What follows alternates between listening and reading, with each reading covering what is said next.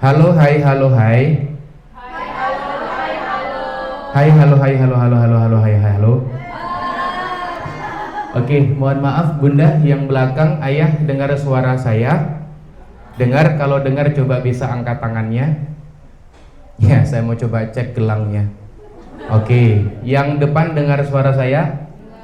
Dengar ya. Coba kalau dengar bisa angkat kakinya dari sini. Oke, baik. Kita mulai terlebih dahulu karena ini hari Jumat, hari yang mungkin sangat singkat. Nanti kita nggak lama-lama, paling sampai nanti sekitar jam 10, setengah 11 kita akhiri bersama-sama. Saya buka dulu. Bismillahirrahmanirrahim. Assalamualaikum warahmatullahi wabarakatuh.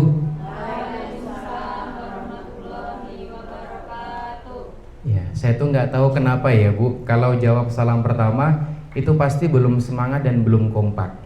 Padahal kalau kita melihat esensi dari salam dengan satu kali ucapan itu ada 3 doa yang tertanam. Apa yang pertama? Assalamualaikum. Artinya apa? Keselamatan bagimu. Siapa yang di sini pengen selamat dunia akhirat? Semua. Yang kedua, warahmatullahi. Apa itu warahmatullahi? Rahmat bagimu. Apa itu? Kasih sayang dari Tuhan. Siapa yang di sini nggak pengen kasih sayang? Semua pengen kasih sayang, betul? Yang ketiga, wabarakatuh. Keberkahan. Dapat keselamatan, dapat kasih sayang, dapat maka menjawab salam saudaranya harus semangat dan kompak. Maka saya doakan yang menjawab salam saya semangat dan kompak. Wali murid yang hadir pada pagi hari ini, nanti Tuhan berkah limpahkan rezekinya. Amin, gitu dong. Ulangi saya doakan yang menjawab salam Buya Bayu nanti insya Allah akan berkah berlimpah kehidupannya. Amin. Rezekinya ngalir dengan deras. Amin. Anaknya menjadi anak yang nurut, soleh soleha. Amin. Insya Allah lunas hutangnya. Amin. Ini yang paling seru, paling akeh hutangnya ya. Ini kali kedua Buya Bayu kesini. Dan ini ada wajah-wajah baru dan ada wajah-wajah yang lama kayaknya ya. Dan coba nanti saya pengen coba lebih kenalan lebih dalam. Dan coba kali ini menjawab salam dulu harus semangat dan lebih kompak lagi ya. Assalamualaikum warahmatullahi wabarakatuh.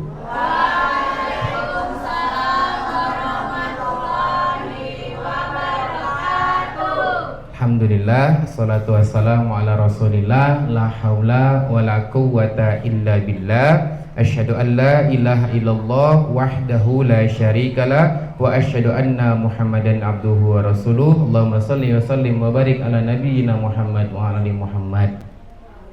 Selamat pagi, salam sejahtera buat kita semua, salam sehat, salam keberkahan. Yang kami hormati Ibu Kepala Sekolah yang ternyata energiknya dari dulu sampai sekarang masih tetap energik ya.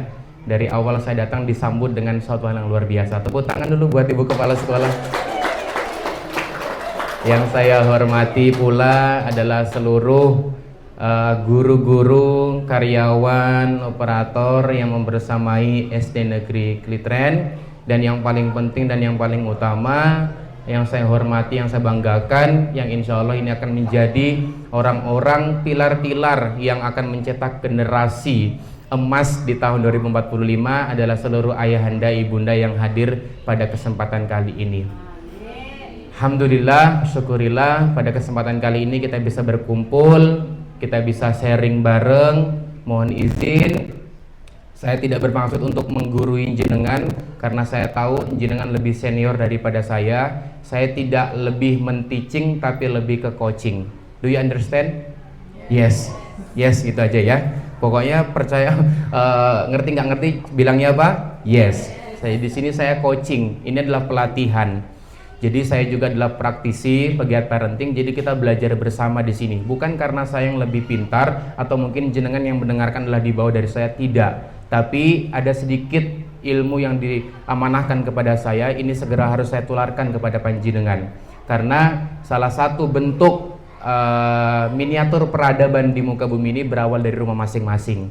Kenapa jenengan dilibatkan di setiap kegiatan sekolah? Ini bentuk kolaborasi antara pihak sekolah dengan pihak orang tua. Karena kalau menerima atau memasrahkan bongkoan terhadap sekolah, sekolah tidak bisa sepenuhnya maksimal untuk menggarap anak jenengan. Betul Bapak Ibu? Nah, perlu namanya kolaborasi antara jenengan dengan pihak sekolah, sehingga tema kita pada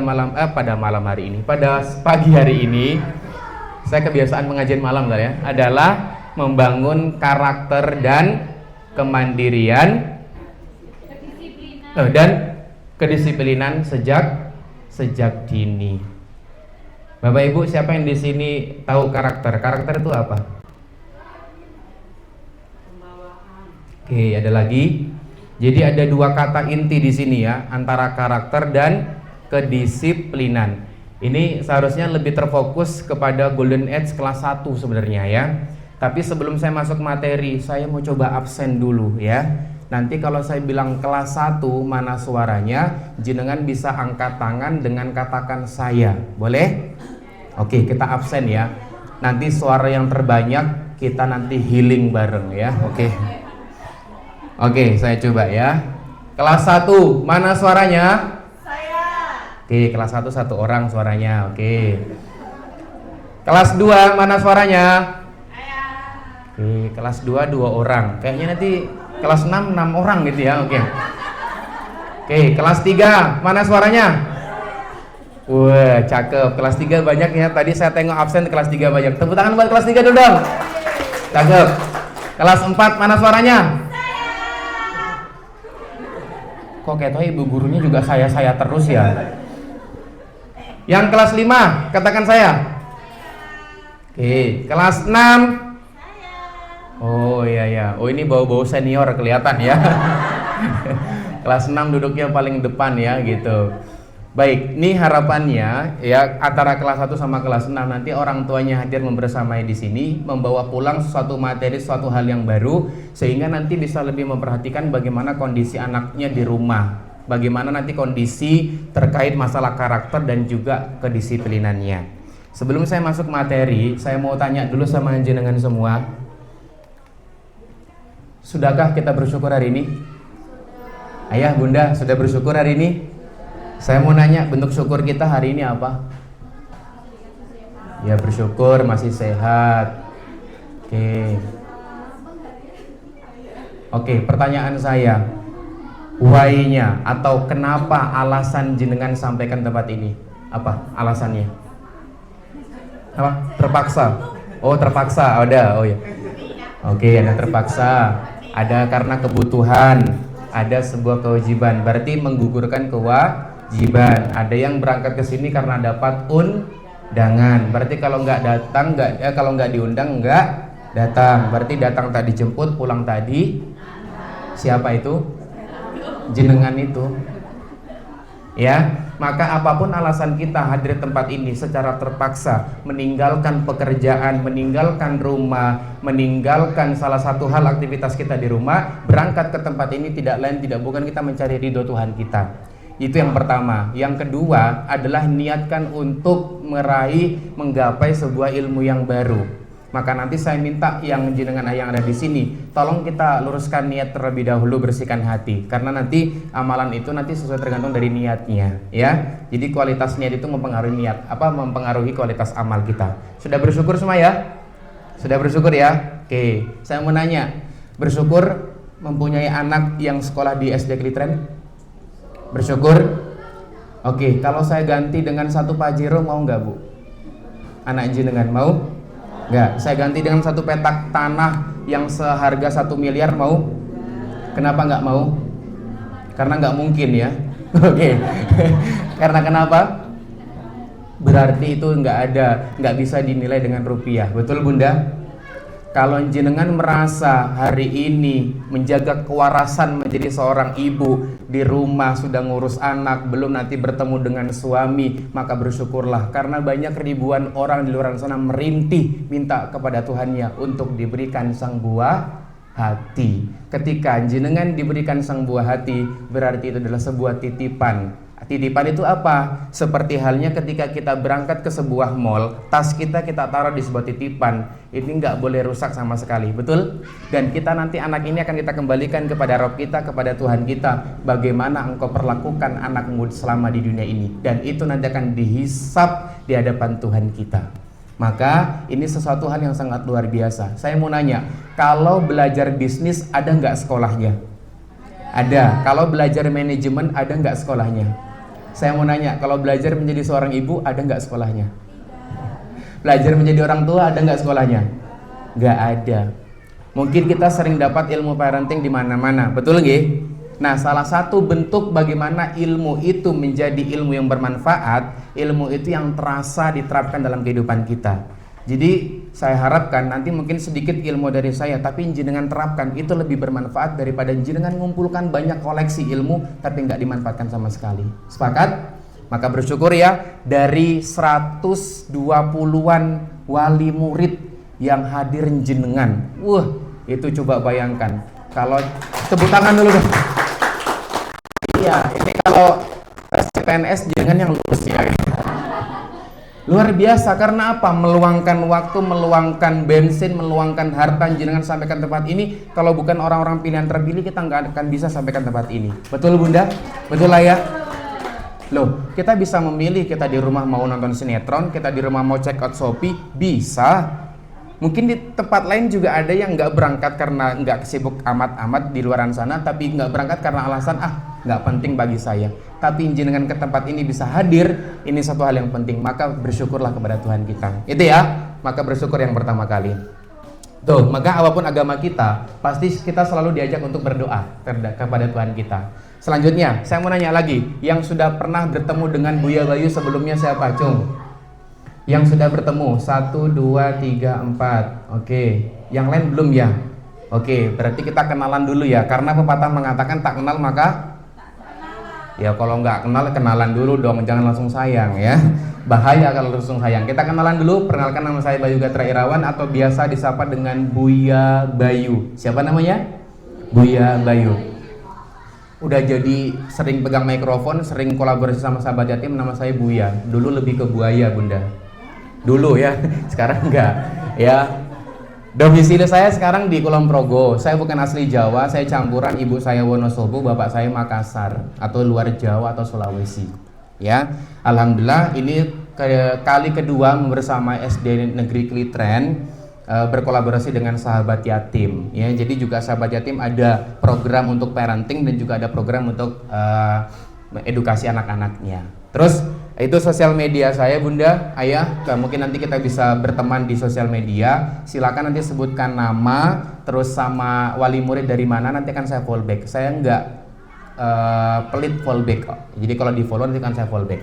Itu ada TikTok, ada Instagram, ada WhatsApp saya. Silakan nanti bisa berkolaborasi.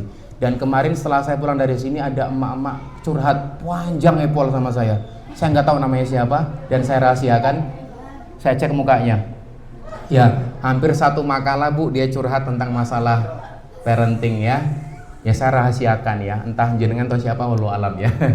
Ya itu saya harapannya seperti itu. Jadi nggak ada sekat di antara kita. Saya pinginnya ini menjadi sahabat. Makanya saya punya komunitas namanya Teman Perubahan. Saya nggak pengen jadi kiai, nggak pengen jadi ustadz, nggak pengen jadi motivator jenengan. Saya cuma pengen jadi sahabat jenengan. Sahabat menjadi orang tua yang berproses menjadi lebih baik lagi di masa depan.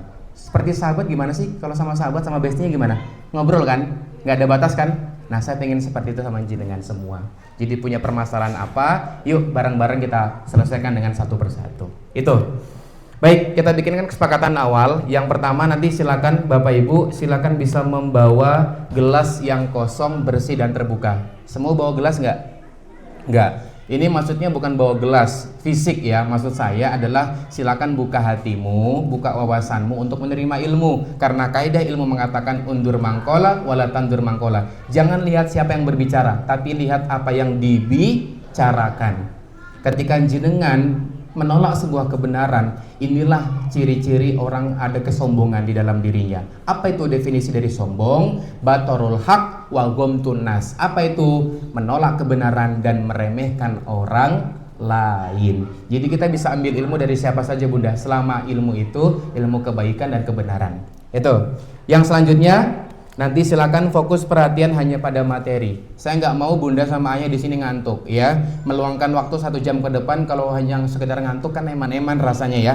Jadi nanti silakan keluar sini, belok kanan ada toilet. Silakan kalau ngantuk ambil air wudhu atau misalnya kibi begini, karena setan suka dengan orang yang ngantuk-ngantuk. Oke. Yang selanjutnya nanti kita relax dan nggak boleh jaim. Apa? Relax dan nggak boleh jaim. Kalau bunda saya suruh angkat tangan, semua angkat tangan. Kalau bunda saya suruh senyum, semua senyum. Kalau bunda saya suruh salto, semua salto. Nah, siap ya? Oke. Baik. Bunda, siapa yang di sini pengen anaknya menjadi karakter yang hebat, yang lulus dari SD Negeri Klitren menjadi anak yang membanggakan orang tua, bangsa dan negaranya? Siapa, Cung? Yang angkat setengah-setengah berarti harapannya setengah-setengah. Yang angkat tangan setinggi-setingginya berarti harapannya setinggi-setingginya ya. Oke. Coba. Mas. Oke, dadah dulu.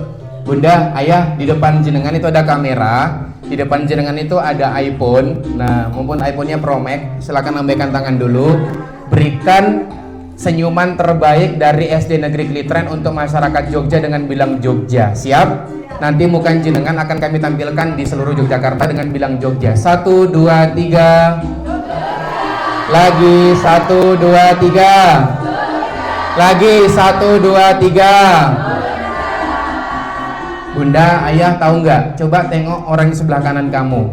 Itu orang yang ngantuk. Nah, saya minta coba sekarang belok ke kanan atau tangannya disampirkan dulu deh ke pundak teman sebelah kanannya. Ingat, bapak sama bapak, ibu sama ibu ya. Ayo, nggak boleh. Ibu sama ibu, bapak sama bapak. Silakan yang nggak punya sandaran, ya mencari sandarannya. Oke, silakan ditepuk-tepuk dulu pundaknya. Bunda, kalau jenengan bawa uang koin, silakan dikeluarin koinnya. Keroi. Nah, silakan ikutin kalimat dari saya. Hei sahabatku, hei saudaraku, pagi ini kita mau senang-senang. Aku mau kamu itu harus fokus. Kalau nggak fokus, nih tak kasih 100.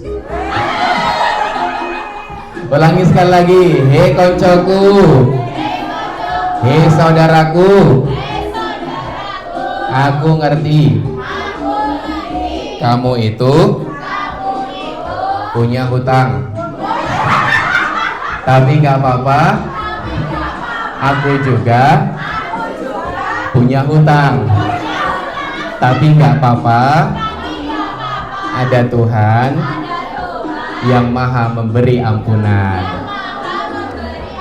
Gantian angkat tangan kirimu, ayah bunda, angkat tangan lambaikan dulu, saya mau lihat gelangnya ya.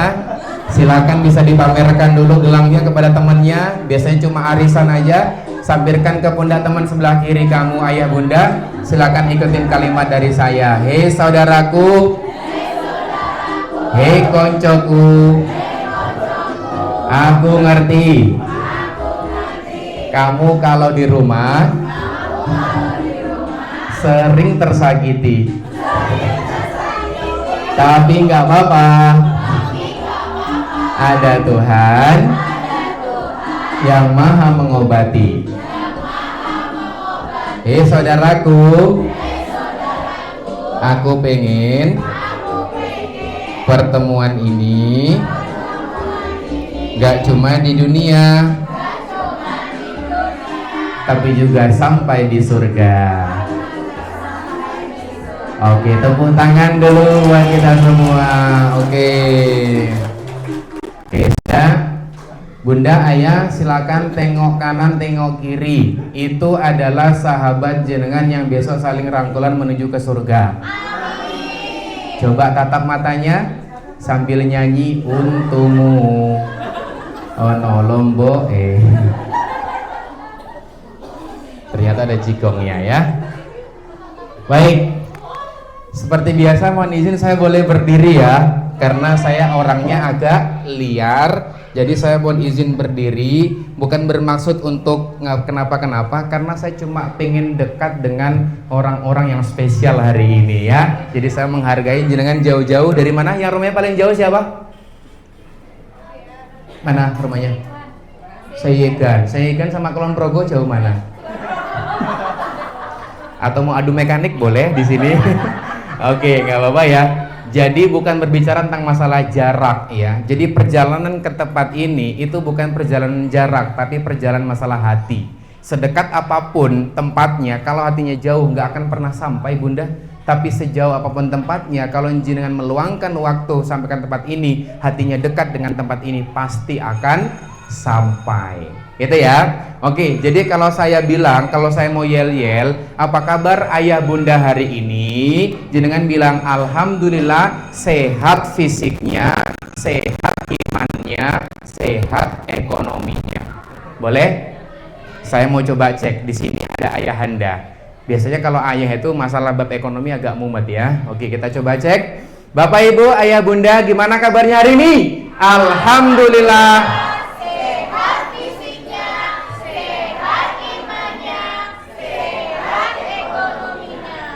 Kelihatan tuh bapak-bapak ekonominya.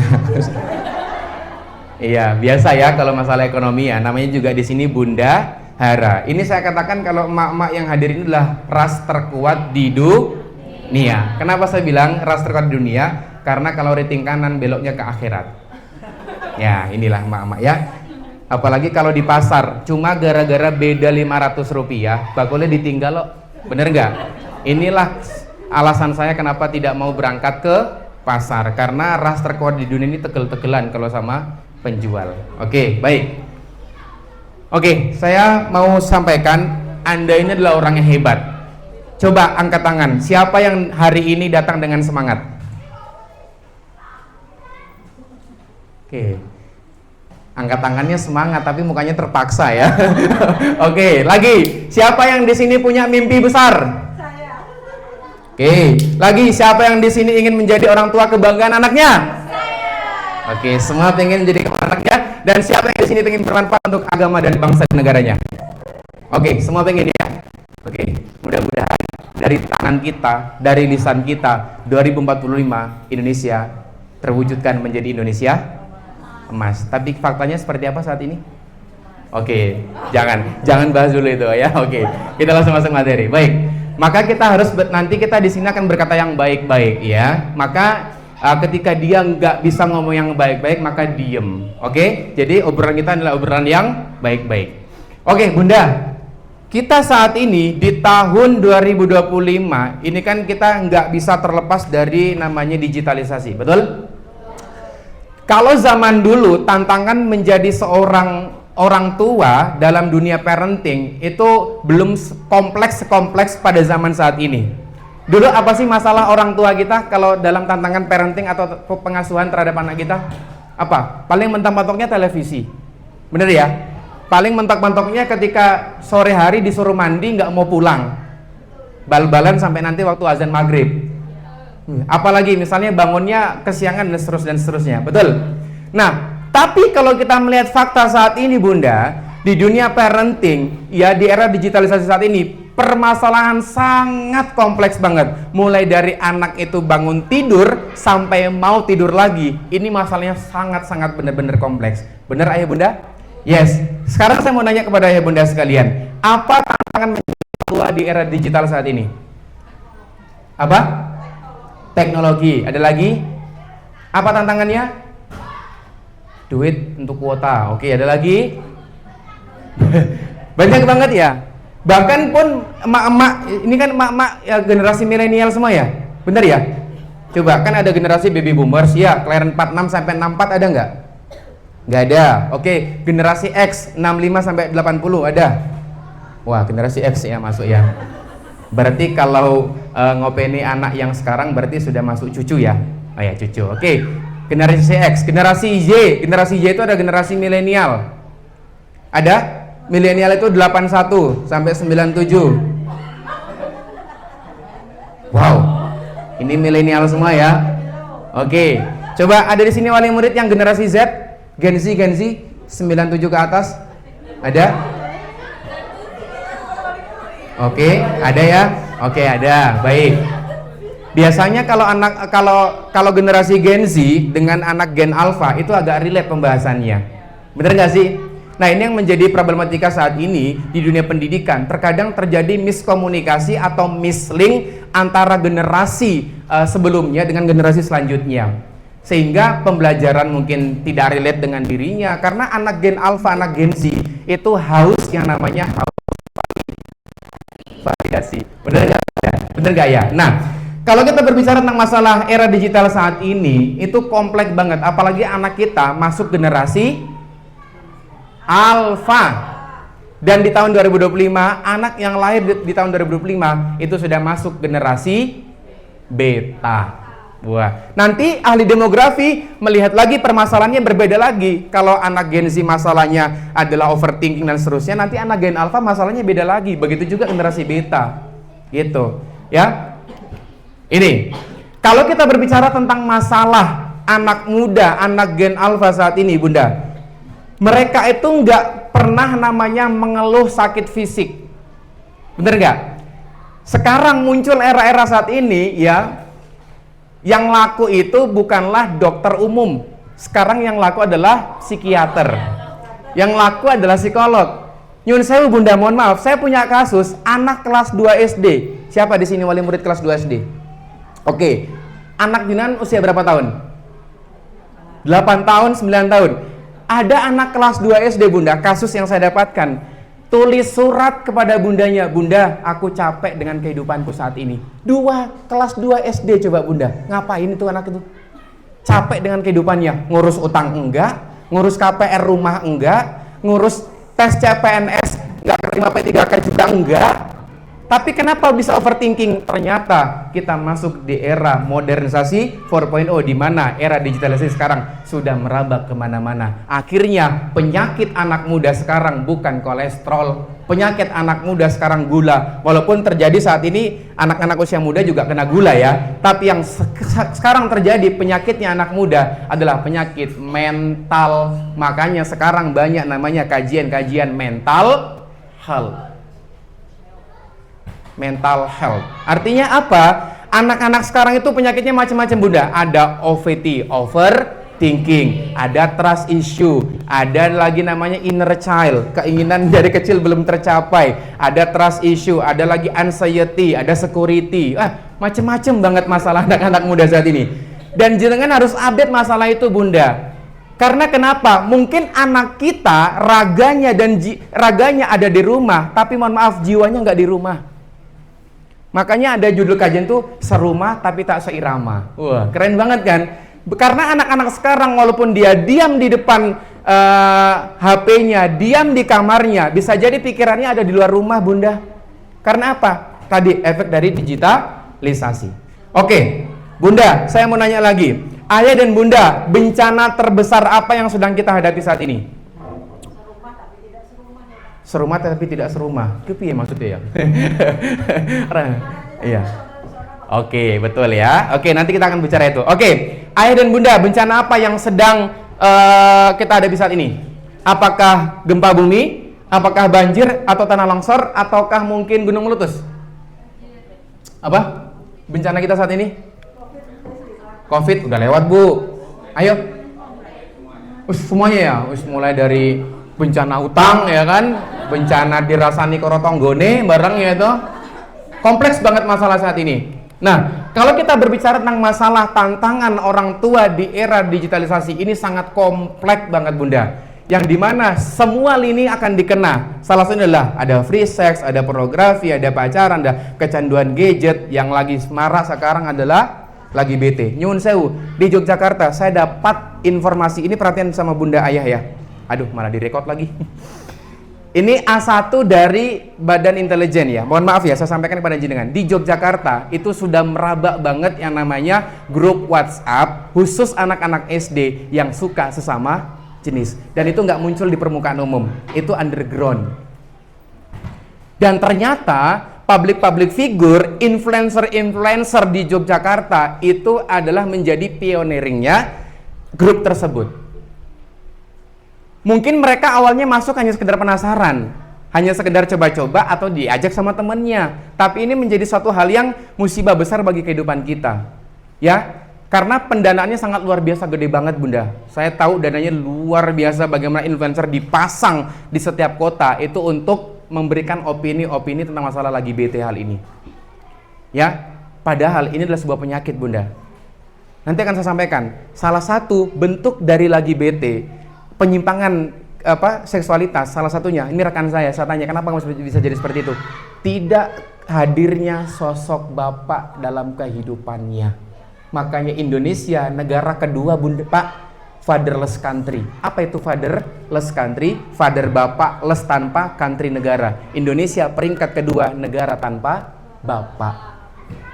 Akhirnya apa? Coba kita melihat, tidak ada transfer ke leadershipan, tidak ada transfer kejiwaan lelaki kepada seorang anak lelaki kita. Akhirnya hormonnya kejiwaannya beralih kepada penyimpangan seksualitas. Maka ayah 0-14 tahun perbanyak momen-momen bersama dengan anak. Catat baik-baik, ayah nggak selalu hadir di setiap saat, tapi ayah selalu hadir di waktu yang tepat. Tepuk tangan dulu dong.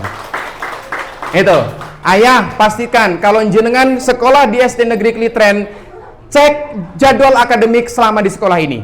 1, kapan dia tampil. 2, kapan dia outing kelas. Kapan yang wali murid harus hadir membersama dia. Aku harus hadir membersama dia. Nanti masalah pekerjaan aku bisa geser dulu. Ketika anak aku tampil, aku harus hadir. Walaupun cuma 5 menit, itu menumbuhkan rasa trust, kepercayaan kepada anak kita. Penting Pak. Ya, jadi jangan merasa masalah sekolah urusan mbokmu. No, salah. Makanya keluarga ini disebut dengan rumah, disebut dengan sekolah karena ibu yang pertama ya fitrahnya adalah al-ummu warabbitul bait, adalah apa? Ibu rumah tangga. Fitrahnya itu. Walaupun kita nggak menafikan ibu juga bekerja saat ini. Betul? Yes, karena ada wanita karir dan wanita bagaimana menopang perekonomian keluarga. Tapi yang terjadi saat ini, emansipasi wanita mengatakan independent woman. Artinya apa? Hidup di dunia ini hanya seni memainkan peran. Siapa yang di sini sering hitung-hitungan sama suaminya? Siapa yang di sini sering hitung-hitungan sama istrinya? Aku kan udah kerja, kamu kan udah ngurus anak. Aku loh capek di rumah ngurus begini, kamu loh enak di sana. Siapa yang pernah kayak gitu? Kita mainkan peran masing-masing aja Bunda. Dan setiap peran itu pasti akan ada balasannya di sisi Tuhan kita. Itu ya. Jadi pahamkan fitrah yang pertama itu. Nah, banyak banget termasuk hilangnya adab, rokok dan narkoba. Bahkan sampai riset membuktikan, saya terjun langsung ke lapangan Bunda, anak SD sekarang sudah menghabiskan 10-15 batang rokok per hari. Alasannya apa? Ikut-ikutan. Ini karakter nggak kuat, circle-nya circle toksik, orang tuanya sibuk dengan pekerjaannya, akhirnya anaknya terabaikan. Kemarin pekan lalu saya habis mengurus tentang masalah anak yang terkena narkoba. Terkena apa Bunda? Narkoba. Ini anak SMA, SMP. Dan rata-rata orang tuanya langsung menghakimi, kowe iki mergo salah pergaulan. Padahal kalau kita telisik jauh-jauh hari, ternyata anak inilah menjadi korban pola pengasuhan yang salah terhadap orang tuanya. Jadi jangan serta-merta kita ini sebagai orang tua merasa yang selalu durhaka itu adalah anak. Tapi ada juga orang tua yang notabene menjadi orang tua yang durhaka karena tidak memberikan hak dan kewajiban terhadap untuk anak-anaknya. Ini poin penting yang perlu kita sampaikan kepada ayah bunda sekalian, sehingga menciptakan peradaban berawal dari rumah masing-masing. Oke, kita lanjut. Ini ya. Jadi sangat kompleks ya Pak ya. Bener nggih? Sangat kompleks ya tadi permasalahan ya. Oke. Dan yang paling penting Bunda, sekarang itu ya coba kita lihat marak banget yang namanya bencana pornografi. Kemarin saya habis ngisi di UMJ, ada anak bertanya, Buya Bayu, kenapa ya sekarang itu agama itu kok menjadi menjadi senjata untuk melumpuhkan seorang wanita, untuk melumpuhkan lawan jenis, untuk melumpuhkan lawan bicaranya dan seterusnya. Saya sampaikan kepada mereka, yang jelas kita tidak boleh menghakimi apa agamanya, karena yang kita hakimi adalah perilakunya. Itu yang pertama. Yang kedua, masalah adalah masalah problem sistematik, yang dimana konten-konten pornografi sekarang sudah beredar di mana-mana. Jadi sehingga siapapun dia, baik pemuka agama, baik Buya Bayu, maupun jenengan yang sudah berkeluarga, nggak ada jaminan kita terlepas dari yang namanya konten-konten yang hal seperti ini. Ini karena sudah sistematik, Bunda. Ya, makanya ini menjadi perhatian buat kita semua untuk bagaimana menjaga tontonan anak-anak kita, menjaga pergaulan anak-anak kita, sehingga apa yang dia lihat, apa yang dia sosialkan itu menjadi sosial yang bermanfaat dan tontonan yang bermanfaat. Itu. Nih kita coba lihat ya, Indonesia, Bunda, menjadi negara keempat ya di dunia. Jenengan tahu nggak yang sekarang lagi hype, yang lagi viral, ada seorang wanita pemeran konten dewasa yang hijrah. Tahu? Tahu siapa namanya? Siapa namanya? Siapa? Orang luar, orang Jepang. Tahu kan? Ya nggak saya sebutkan namanya ya. Paham sampai sini ya? Ya, paham sampai sini. Dan dia katakan konsumsi terbesar konten-konten dewasa Jepang adalah anak-anak Indonesia. Range usia SD sampai SMA. Bapak-bapak sekian. Tapi yang paling banyak anak-anak sekolah. Bayangkan, Bunda. Akhirnya menjadi negara apa? Keempat di dunia. Itu. Nah, kenapa orang atau anak bisa mengakses pornografi? Karena 4 atau beberapa kendala yang terjadi. Ini sebelum saya masuk karakter, saya masuk dulu kendala-kendalanya ya, karena nanti kita berbicara masalah karakter. Yang pertama adalah boring. Anak terkadang kalau di rumah dia boring. Ketika dia mau curhat, ibunya udah sibuk dengan gadgetnya. Ketika dia mau meluapkan masalah tadi di sekolahnya seperti apa, dia ada masalah dengan temannya seperti apa, ayahnya sampai rumah buka laptop, blok, mohon maaf ayah sibuk, udah sama bunda kamu, bundanya sibuk dengan arisannya, ya sudah, akhirnya dia bosan, gak punya teman ngobrol, akhirnya apa? Ya sudah, peralihan kepada digitalisasi dan pornografi. Yang selanjutnya, lonely, kesepian. Bunda, ayah, salah satu baterai cas dalam kehidupan anak-anak kita saat ini itu adalah bagaimana quality time, waktu bersama. Mungkin Bunda, ayah saya katakan ini adalah makhluk luar yang jarang di rumah. Jangan menggeneralisir bahwasanya aku tak resign aja bekerja biar aku dekat sama anak. Enggak harus melulu seperti itu menjadi seorang ayah. Artinya apa? Memang ayah ini diciptakan menjadi orang luar di rumah, yang ketika datang di rumah itu ketika pulang kerja, ketika nggak ada kegiatan. Dan ibu, peran penting dalam seorang ibu, kita berbicara dari Nabi Ibrahim ya. Nabi Ibrahim, siapa nama Nabi Ibrahim sama anaknya? Ismail. Ibunya ketika Nabi Ibrahim itu berangkat berdakwah, Ismail nanya, Bunda, Mama, Bun, ayah aku kemana kok jarang di rumah? Apa kata bundanya? Ismail, Ibrahim itu, ayahmu itu adalah seorang nabi, punya tugas mulia untuk menyampaikan agama dan kebaikan.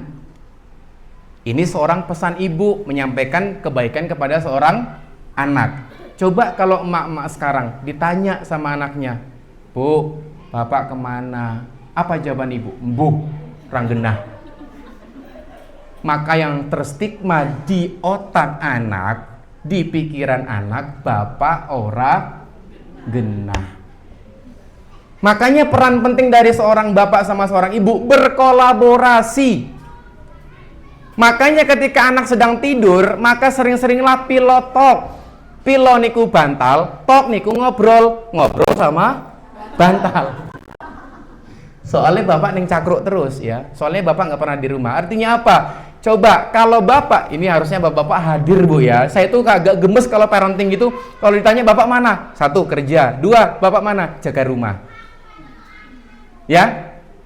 Kenapa kok kalau forum seperti ini tuh emak-emak yang banyak? Karena memang fitrahnya emak-emak itu memang haus akan ilmu. Haus akan apa? Akan ilmu. Makanya disebut sebagai madrasah pertama untuk anak-anaknya. Ya karena kalau madrasahnya nggak berilmu, bagaimana anak-anaknya? Dan bapak dikatakan al-ummu madrasatul ula wal abu mundiruha, kepala sekolahnya. Kalau jenengan masuk ke dalam ruangan kepala sekolah, di situ ada tulisan ya, 7 poin penting atau 7 tentang masalah kepala sekolah harus begini. Tapi nyuwun sewu, banyak sekarang fakta yang terjadi bapak yang seharusnya menjadi kepala sekolah, mohon maaf, hanya menjadi orang yang menutup dan membuka pintu gerbang sekolah. Yang penting kamu sudah makan, seragam kamu sudah tercukupi, kamu sudah berangkat sekolah, wis, masalah pendidikan bukan urusan saya. Kui kembali ke mbokmu dan sekolah saja. Indonesia, Bunda, perhatikan kalimat saya, negara kedua yang menyerahkan pendidikan kepada sekolah. Nomor 1 India. Artinya apa? Berarti nggak ada esensi orang tua menjadi tenaga pendidik juga di rumah masing-masing. Itu ya. Baik, yang kedua adalah angry, marah. Jadi bentuk pelampiasan. Yang kedua stres, yang selanjutnya adalah kelelahan. Inilah beberapa faktor yang terjadi ketika anak kita suka mengakses yang namanya konten-konten yang tidak bermanfaat. Oke, pertanyaan saya, ayah sama bunda tahu nggak siapa idola anak-anak kita saat ini? Tahu? Yang sering ditonton setiap hari siapa? Siapa yang karakter, tokoh, influencer, public figure, siapa yang menjadi idola mereka? Kanoman. Luntung Sarung. Oke, ada lagi? Siapa? Ronaldo. Oke, ada lagi? Ayo, Bunda sebutkan, ayah, sebutkan. Oke, ada lagi? Kenapa begitu? Perhatikan kalimat saya, Bunda. Dari masalah informasi yang diserap di dalam otak anak, ini akan diproses menjadi sebuah kepercayaan. Baik, perhatikan baik-baik ya alurnya ya. Dari informasi, dari apa yang dia lihat, yang dia masuk ke dalam otaknya diproses menjadi sebuah kepercayaan atau keyakinan. Dan keyakinan diproses itu akan menjadi sebuah tindakan. Oke? Dan tindakan yang terus dilakukan itu akan menjadi sebuah habit atau kebiasaan. Kebiasaan yang terus dilakukan, nah, akan menjadi sebuah karakter dalam kehidupannya. Dan karakter yang terus direpeat, diulang-ulang akan menjadi apa? Akan menjadi takdir dalam kehidupannya. Berawal dari tontonan, berawal dari public figure, berawal dari informasi yang masuk ke dalam pemikiran anak-anak kita. Makanya Indonesia sekarang udah nggak dijajah lagi dengan tank. Indonesia nggak dijajah lagi dengan brem, tapi Indonesia dijajah dengan tren. Tahu tren?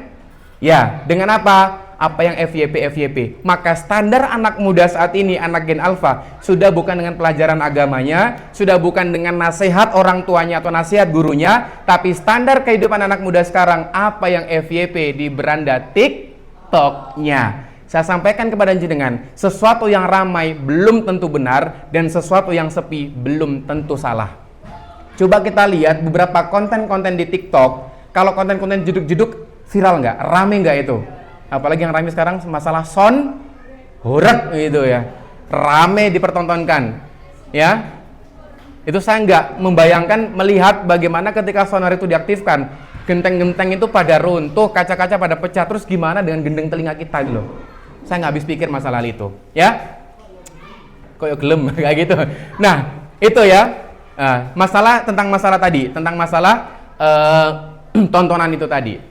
Dari berawal informasi bisa menjadi sebuah karakter, dan karakter terus dilakukan akan menjadi sebuah nasib atau takdir dalam kehidupan kita. Maka perhatikan apa yang masuk dalam kehidupan anak-anak kita, tontonan itu termasuknya. Ini, Bunda, percaya deh, saya sama tim sering beberapa kali hadir ke forum-forum anak-anaknya. Jadi selain forum parenting ya, saya juga ke forum-forum anaknya, motivasi dan edukasi dan seterusnya. Dan rata-rata saya tanya, apa cita-cita kamu? Coba, ayah bunda, dulu kalau jenengan sekolah ditanya sama bapak ibu guru, cita-citanya apa? Guru, tercapai. Polisi, ada lagi? Dokter, Pak Lurah. Terus Pak Duku oleh bengkok ya toh, pilot, terus apa lagi arsitek dan segala macamnya. Coba bunda, anak Gen Alpha itu sudah bukan menjadi tujuan hidupnya lagi, cita-citanya itu. Apa cita-citanya sekarang? Kita lihat. Kita lihat, ada yang idola anak-anak muda saat ini ya, idolanya adalah ini opa-opa Korea. Walaupun guru-gurunya juga ada yang suka BTS ya, kayaknya di sini ada. Walaupun emak-emaknya juga ada yang suka di sini. terus ada yang idolanya adalah YouTuber, ya kan? Terus ada ya idolanya tadi Ronaldo, ya. Terus ada lagi selebgram ataupun gamers. Ya. Jadi saya tuh pernah menyampaikan tentang masalah ini tokoh agama apa, ini tokoh agama apa. Mereka nggak tahu. Padahal ini adalah dai nasional, ini adalah influencer terkenal dalam kebaikan, mereka nggak kenal. Tapi ketika saya sampaikan foto gamers, foto YouTuber, apa yang dia bilang? Ustadz, Buya Bayu ini rekan saya di YouTube, ini teman saya. Aku sering ngobrol sama dia. Coba bayangkan. Padahal sama bapak ibunya nggak pernah ngobrol di rumah. Ngobrolnya sama konten-konten creator seperti ini, ya. Ini, maka perhatikan siapa yang mereka idolakan. Karena idola itu nanti akan menjadi karakter mereka. Ya, itu. Makanya selalu saya katakan, guru bukan hanya sekedar transfer ilmu, tapi menjadi guru adalah transfer karakter. Kalau guru hanya sekedar guru yang mentransferkan ilmu, semua bisa. Tapi kalau mentransferkan masalah karakter, ini yang perkara sulit. Dan bunda sama ayah harus hadir menjadi guru di rumah yang bisa transfer ilmu, juga transfer karakter. Itu. Makanya nggak salah ada yang mengatakan buah itu jatuh nggak jauh dari pohonnya. Karena karakter orang tua itu bisa nanti diserap dengan karakter anak kita. Itu. Ini kita coba lihat. Ya, akhirnya kalau standarnya tadi cita-citanya, idolanya adalah influencer-influencer yang mohon maaf bukan kebaikan, akhirnya apa? Nih, fenomena pendidikan saat ini, mohon maaf. Tadi saya katakan, guru bukan cuma transfer ilmu tapi transfer karakter. Bayangkan kalau gurunya seperti ini, bagaimana muridnya? Paham? Ini sengaja saya tutup gini ya biar nggak paham walaupun jenengan paham ya. Oke. Terus itu fenomena guru. Nih fenomena murid di zaman sekarang. Ya, yang bagaimana sekarang ada anak melawan gurunya, ada melawan kepala sekolahnya, mahasiswa melawan dosennya. Kalau zaman dulu, zaman saya, bahkan adab terhadap guru kepada santri sama kiai itu luar biasa. Sampai natap wajahnya pun kita nggak berani. Karena saking-sakingnya kita memuliakan seorang sumber ilmu. Lah sekarang, dulu santrinya gini, muridnya gini, sekarang gurunya yang kayak gini. Takut sama muridnya. Ini yang terjadi bunda sekalian ya. Baik, coba lanjut. Nih fenomena public figure zaman sekarang ya. Ini yang terjadi, luar biasa. Ya, nggak usah dicari siapa-siapanya ya. Nah, ketika ini sudah menjadi standar dalam kehidupan mereka, saya katakan anak muda sekarang Pak, hidup itu seperti di perempatan yang Bang Jo-nya mati. Tahu Bang Jo mati? Yes. Dari arah sana mengklaim dia hijau, yang dari arah kidul mengklaim dia hijau, lor bilang hijau, wetan bilang hijau, terus kulon bilang hijau. Sekarang opini-opini itu tersebar luas di mana-mana dan kita nggak tahu standar kebenarannya yang mana, yang benar yang mana, yang salah mana, yang keliru mana, yang harus diambil yang mana. Akhirnya apa? Sekarang anak muda blek-blekan di tengah, blek, saling salah menyalahkan, saling kontradiktif antara satu dengan yang lainnya. Akibat apa? Opini-opini bertebaran luar sana yang nggak jelas standarnya dari mana.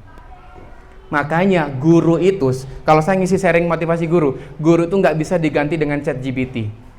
Guru itu nggak bisa diganti dengan AI, karena guru itu pentransferan masalah kejiwaan, transfer masalah tentang tadi kedekatan sama seorang siswa. Bisa nggak AI dekat dengan siswa? Bisa nggak AI menghapus air mata anak yang sedang sedih? Nggak bisa. Itu, ya. Jadi kalau kita menghindar dari AI juga nggak bisa, tapi jadikan AI itu sebagai alat untuk menunjang sebuah pendidikan, ya. Karena Mas Gibran sedang mengedukasikan tentang masalah AI itu kan ya, dan segala macamnya kayak gitu. Oke, nah ayah bunda, bapak ibu guru, saya mau nanya, kalau kita melihat fakta-fakta yang terjadi di dunia anak muda kita saat ini, apa respon kita? Gelisah atau cuek bebek? Ayo, coba yang gelisah siapa, Cung? Yang gelisah kalau dunia saat ini sedang gak baik-baik saja siapa? Oke, semua gelisah ya. Ada yang merasa cuek-cuek saja? Yang penting saya kerja, yang penting saya gajian, yang penting saya bisa makan. Wis masalah perkara itu udah urusan yang lainnya aja. Ada yang kayak gitu? Harusnya kita gelisah bunda. Karena kenapa? Kita punya anak dan kita resah anak kita ini akan menjadi legasi warisan kita di masa depan.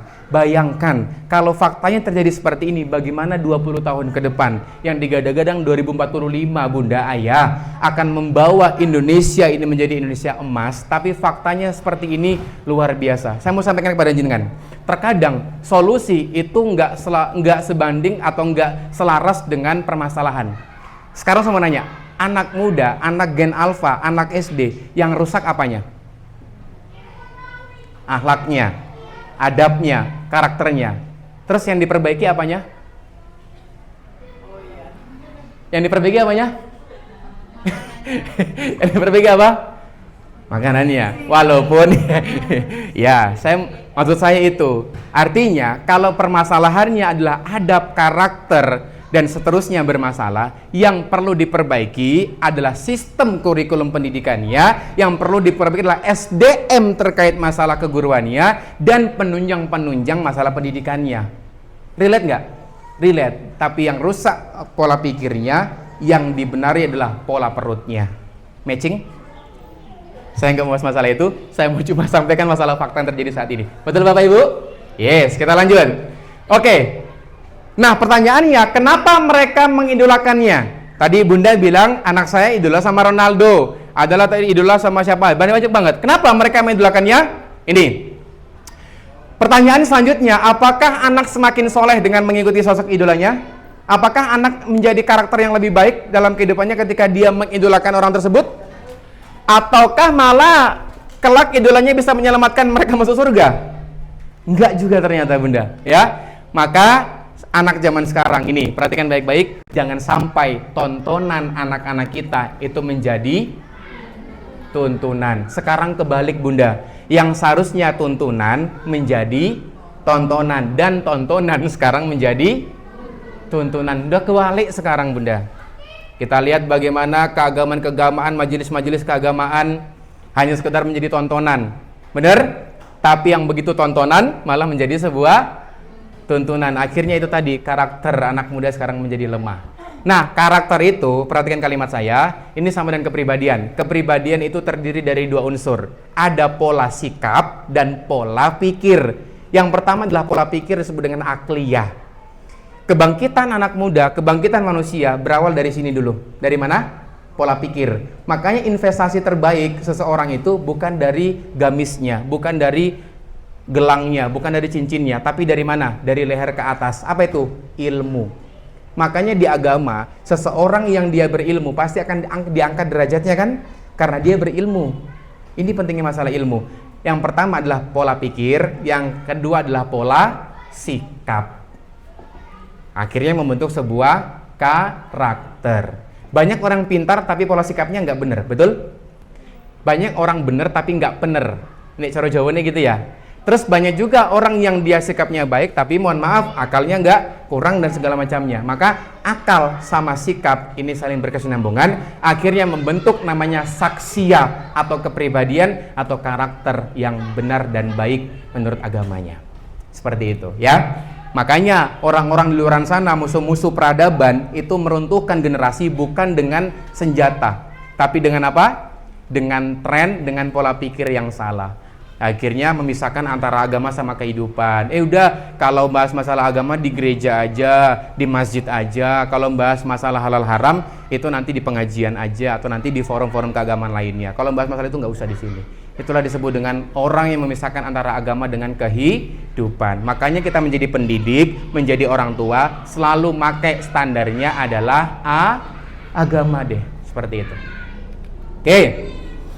Oke, maka jangan biarkan peran orang tua diambil sama gadget. Kaidah ilmunya, orang yang diasuh itu akan dekat dengan pengasuh. Pertanyaannya, anak kita sekarang yang ngasuh siapa? Kita atau gadget? Suatu ketika pernah nggak jenengan mendapatkan anak jenengan ketika ditarik HP-nya tantrum? Pernah? Itu sama saja jenengan merebut orang tuanya dari mereka.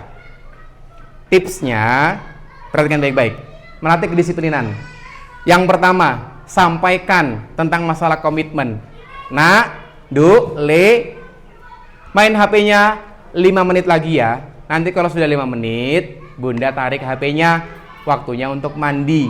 Oke Bunda, pelajaran yang pertama apa? Belajar untuk komitmen terhadap waktu. Yang kedua, belajar untuk mengatur pemakaian yang namanya gadget. Saya mau nanya Bunda, gadget saat ini bisa nggak dihindari? Nggak bisa, uang Bundanya megang HP terus. Betul. Bapaknya curhat, bener gitu. Bisa nggak? Saya mau nanya, ngeluh nggak kalau anak main HP terus? Merasa gelisah nggak kalau anak main gadget terus? Gelisah. Saya mau nanya, yang pertama kali mengenalkan gadget kepada anak siapa? Ya sudah, ya. Berarti pajak ditanggung sendiri. Artinya apa Bunda? Di era saat ini kita nggak bisa terlepas dari masalah gadget, tapi kita bisa manajemenkan masalah hal itu. Itu tadi ya. Jadi ketika dia dilepas dari pengasuhannya, dia akan tantrum, dia akan konslet pemikirannya. Maka satu, ajari dia komitmen terhadap waktu. Yang kedua, ajari dia untuk bagaimana mengatur terhadap gadgetnya, pola permainannya gadgetnya tersebut. Ya, yaitu adalah anak tumbuh dan berkembang diasuh oleh gadget. Maka siapa yang memiliki peran besar dalam membangun akhlak anak kita? Siapa? Yang berperan membangun akhlak anak kita itu gadget, guru, atau orang tua? Yes, orang tua. Nah, mari kita jaga agar fitrah anak tetap baik. Jadi anak itu fitrahnya adalah terlahir dengan suci. Nanti dia temperamen, nanti dia karakter introvert atau extrovert, itu nanti tergantung dari faktor lingkungan. Makanya seharusnya mendidik anak atau pengasuhan anak itu bukan dimulai dari SD, tapi dimulai dari sejak dalam kandungan. Siapa yang di sini mulai berikhtiar berdoa dari sejak dalam kandungan anaknya menjadi anak yang soleh dan soleha, menjadi anak yang baik untuk agamanya? Ada? Kalau ada oke. Kalau ada yang baru-baru kali ini aja, baru telat, baru sadar anaknya pengen soleh, nggak ada kata terlambat. Doakan saja, ya.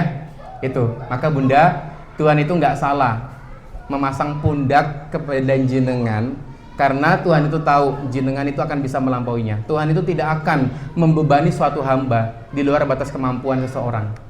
Jadi kalau anak jenengan, Masya Allah, kayak gitu, tetap mampu Bunda.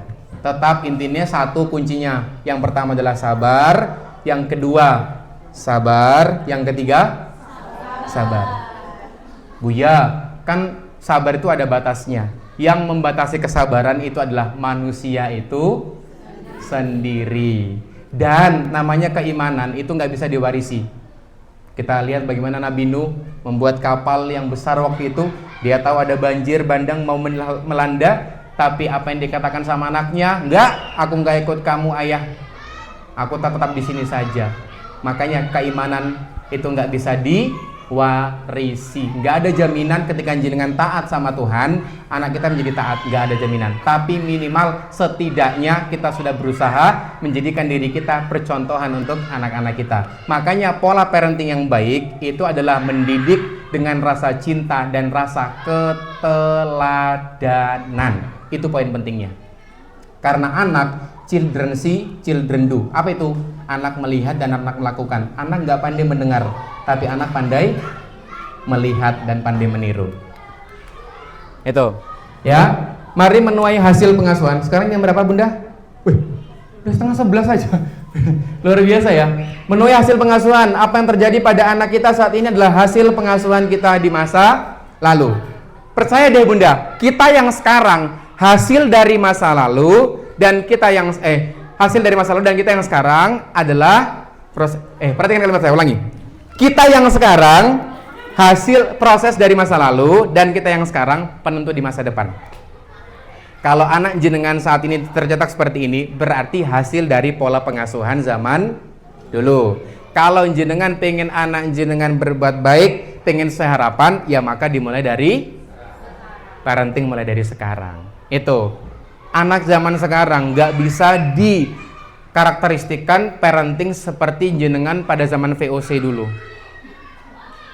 Kalau zaman saya dulu nggak berangkat sholat, nggak berangkat misalnya TPA, dicambuk pakai rotan dulu berangkat. Sekarang dia kayak gitu bilang apa? Ini orang tuaku toksik.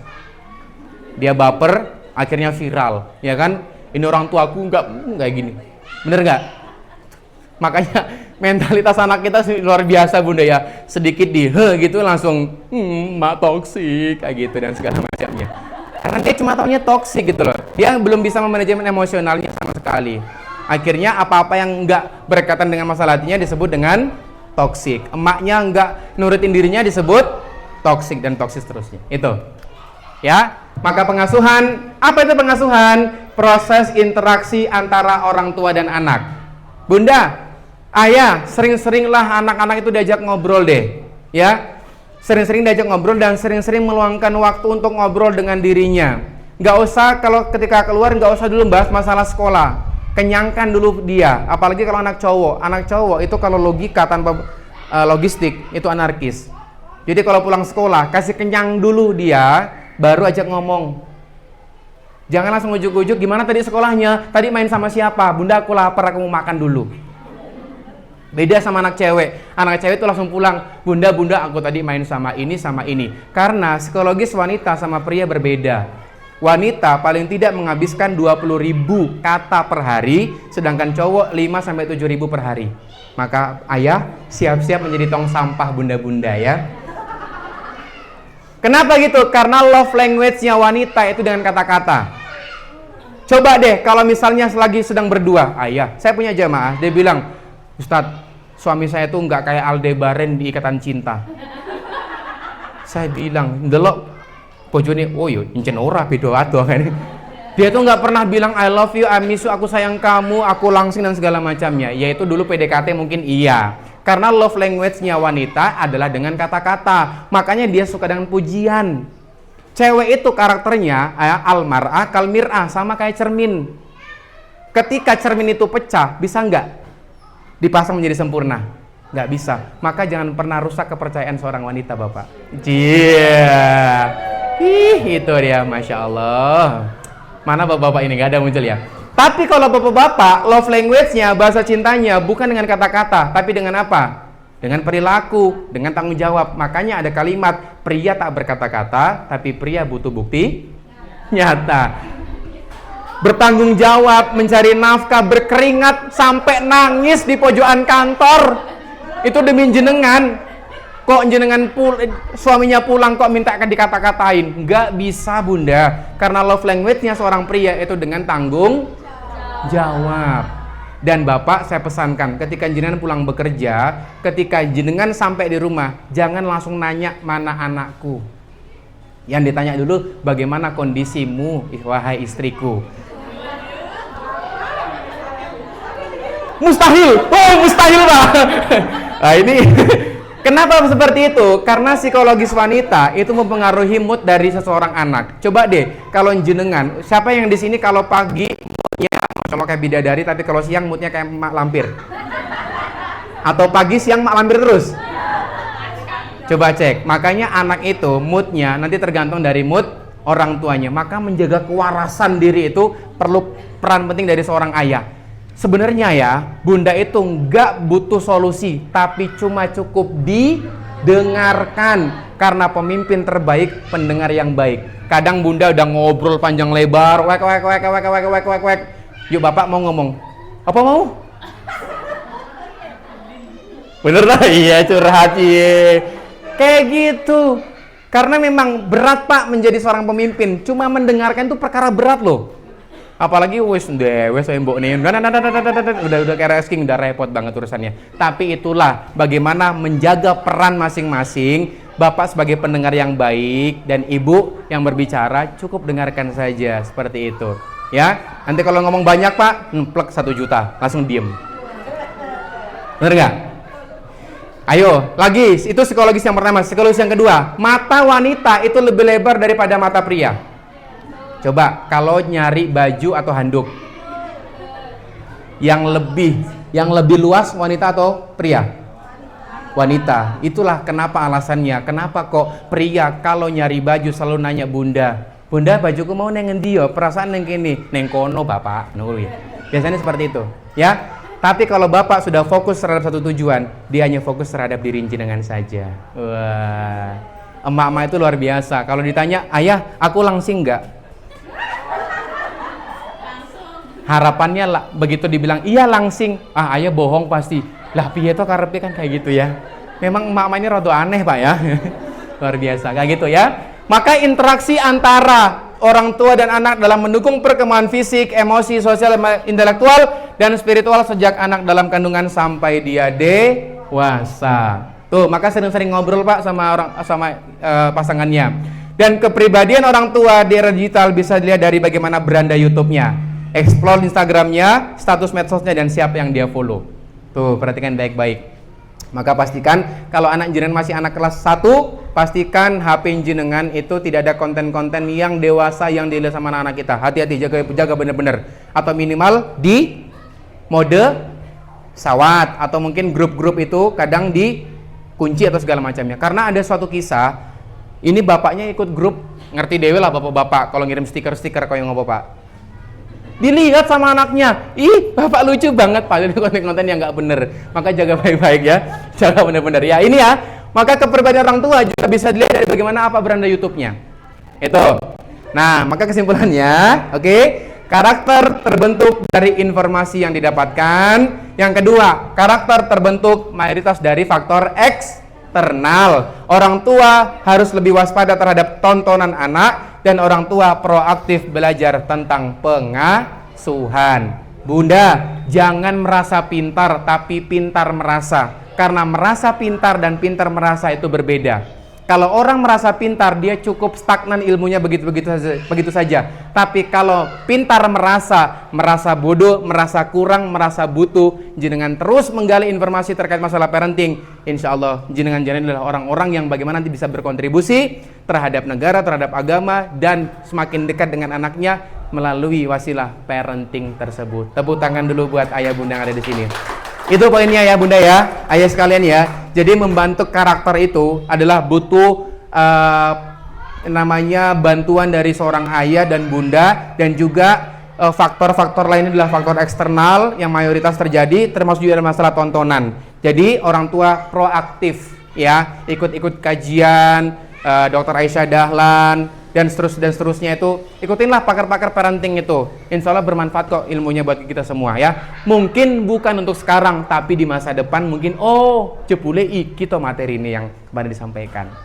Ya, jadi siapa yang mulai hari ini sepakat atau siap untuk tidak marah-marah sama anaknya? Woi, Bapak sepakat Pak ya? Karena yang marah-marah ibu ya toh? Iya. Oke. Siapa yang di sini sepakat tidak meninggikan suara di depan suaminya?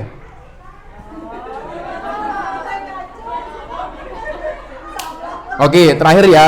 Soalnya emak-emak itu luar biasa. Kalau sama suami orang, Assalamualaikum Bapak, Masya Allah. Ih, Bapak hari ini cakep banget Pak, bagus, wibawa. Tapi kalau sama suaminya gimana? Nggak salah maksudnya, ya. Maka perhatikan kalimat saya, fitrahnya seorang wanita, ibu khususnya adalah istri, tetap adalah di bawah suami selama dalam kebaikan, patuhlah terhadap mereka.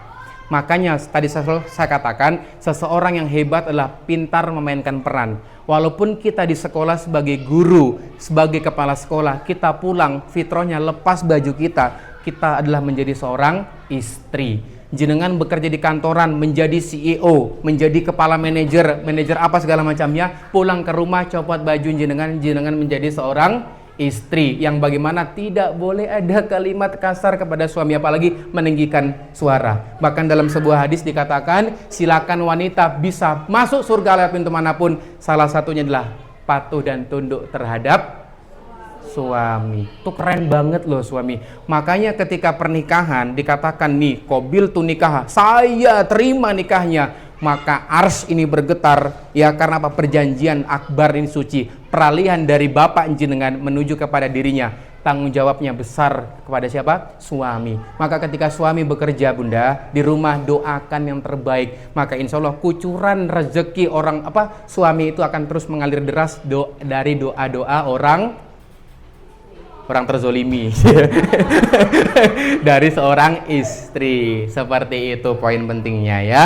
Kapan-kapan kita sambung lagi pertemuan kali ini, dan saya ingin bunda kita maksimalkan ya. Ayo ajak wali murid yang lainnya. Ini meso lebih rame timbang kemarin ya bu ya.